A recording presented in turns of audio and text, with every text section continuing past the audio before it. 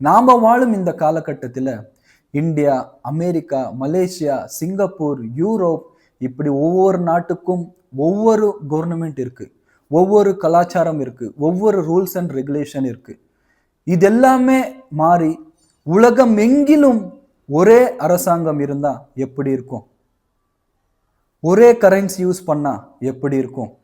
ஒரே rules and regulation இருந்தா எப்படி இருக்கும்? இதுதான் அந்தி கிறிஸ்து காலத்தில் நிறைவேறும்.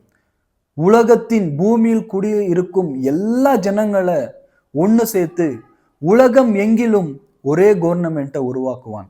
ஒரே ரூல்ஸ் அண்ட் ரெகுலேஷனை போடுவான். ஒரே கரன்சியை உபயோகப்படுத்துவான்.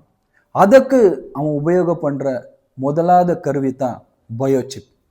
ஏறக்குறைய இந்த இயர் ஆஃப் 1983ல எஃபிமேட்ரிக்ஸ் அப்படி என்ற ஒரு கம்பெனி, யூஎஸ் பேஸ்ட் ஒரு கம்பெனி ஒரு ஜீனி சிப்பை இன்வென்ட் பண்றாங்க.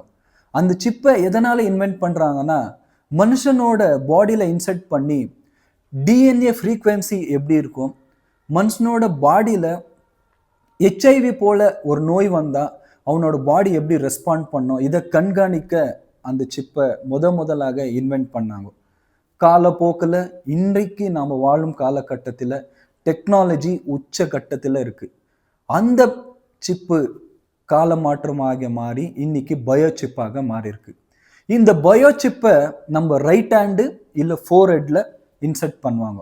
அது ஏன் ரைட் ஹேண்டு இல்லை ஃபோர் ஹெட் இன்சர்ட் பண்ணுவாங்கன்னு நீங்க கேட்டீங்கன்னா, நம்ம பாடியில டெம்பரேச்சர், அதாவது நம்மளோட பாடியில ஹீட் ப்ரொடியூஸ் பண்ற ஒரே இடம் four head and right hand.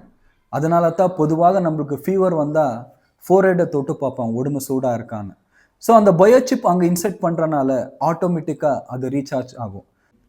So இந்த வெளிப்படுத்த சுவிசேஷத்தில் சொன்னது போல அந்த பயோசிப்பை நம்ம கைகளிலும் நெத்திகளிலும் இன்செர்ட் பண்ண போகிறாங்க. அது இன்செர்ட் பண்ணால் மட்டும்தான் நம்மளால் ஒரு பொருள் வாங்கவும் விற்கவும் முடியும். நீங்கள் நினைக்கலாம், இதில் என்ன இருக்குது, சிப் தானே, இன்சர்ட் பண்ணால் நம்மளுக்கு ஃப்யூச்சரில் யூஸ்ஃபுல் ஆகும் அப்படின்னு நினைக்கலாம். இன்னைக்கு எந்த விஷயம் எல்லாம் அட்வான்டேஜாக யூஸ்ஃபுல்லாக அப்படின்ட்டு நம்மளுக்கு தோன்ற விஷயம் காலப்போக்கில் நம்மளுக்கு அது ஆபத்தாக மாறும். இந்த சிப்போட மெயின் ரோல் என்னன்னா, இன்னைக்கு நம்ம யூஸ் பண்ணுற credit card, debit card, Aadhaar, PAN, passbook, ration card இப்படி ஒரு டாக்குமெண்ட்டும் செப்பரேட்டாக இருக்குது.